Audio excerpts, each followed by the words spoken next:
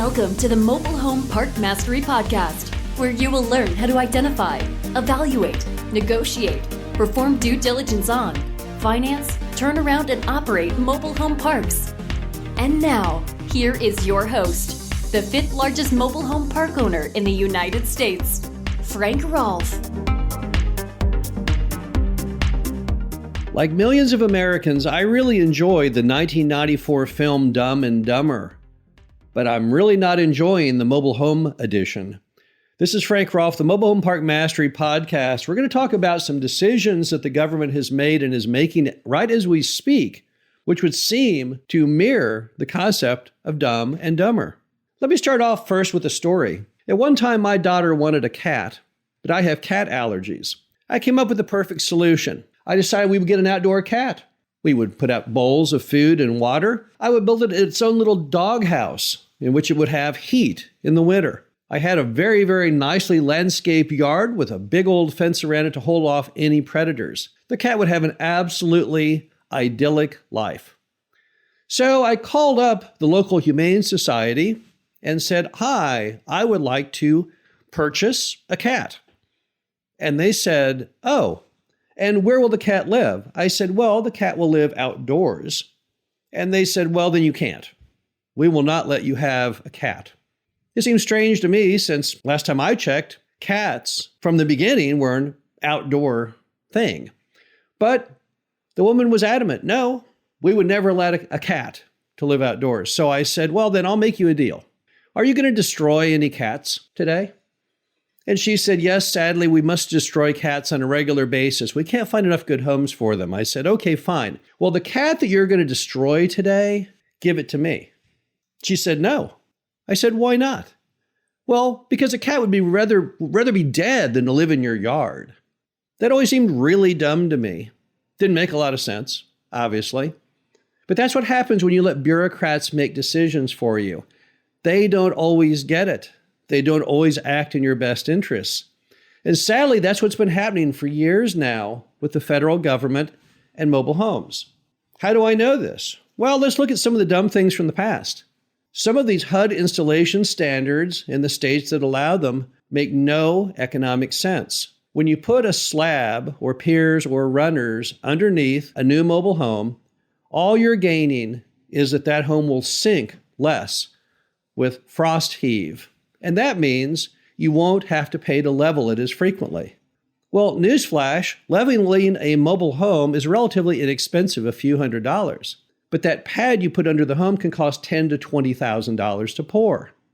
Do we see a problem here? If you're going to tell me that, oh, well, if it has a concrete pad underneath, you won't have to level that home, but maybe once every, 10 years even.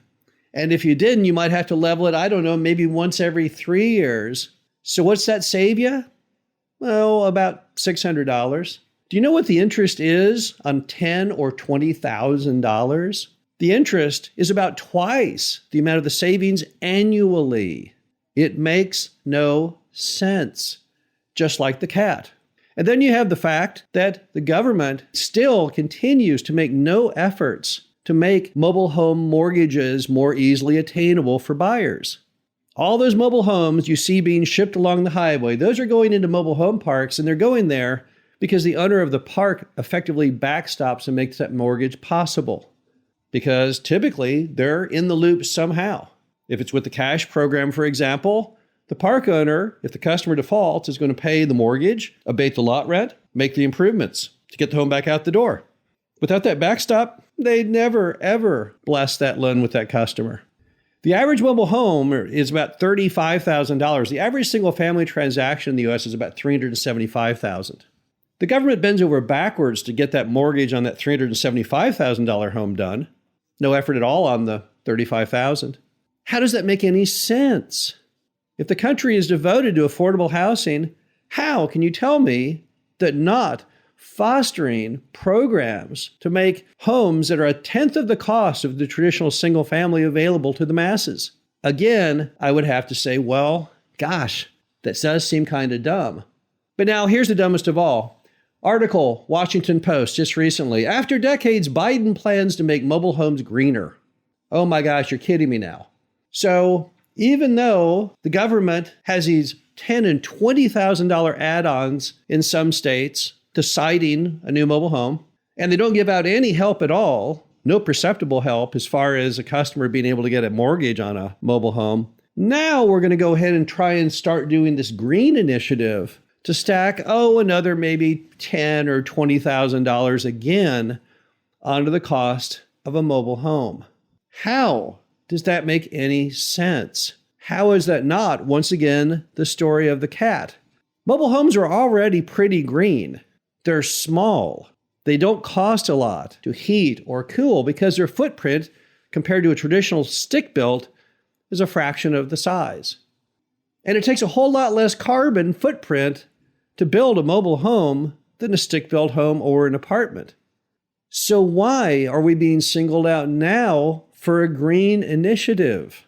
That just doesn't make any sense.